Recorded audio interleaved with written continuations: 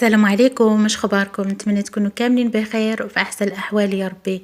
نعيمه البدويه كتقول بزاف ديال الناس كيقولوا باللي نعيمه البدويه كتسعى في الانستغرام، كتقول بلا هذاك الانستغرام راه ماشي ديالها.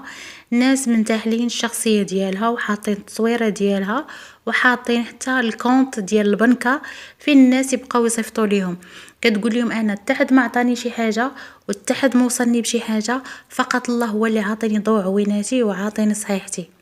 وهاد الناس اللي متبعيني اللي مثلا كيعطوني لايكاتهم كومونتيراتهم كيعطوها في السوبر شات. فكتقول هي مشى ليها زهير، ولكن الحمد لله بقاو ليها المغاربه اللي دعموها واللي وقفوا معاها، وهي ما كانش متوقعه منهم هادشي.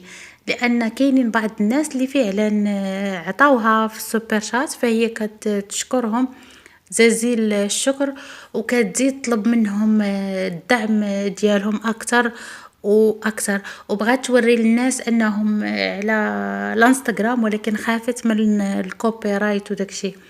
فهادشي اللي كاينه خوتي، الله يدير شي تاويل ديال الخير. وكتقول الا مشى ليها زهير راه عندها المتتبعين ديالها الاوفياء اللي دائما في ظهرها وكيساندوها. السلام عليكم، تلاقاو في فيديو جديد ان شاء الله، مع السلامه.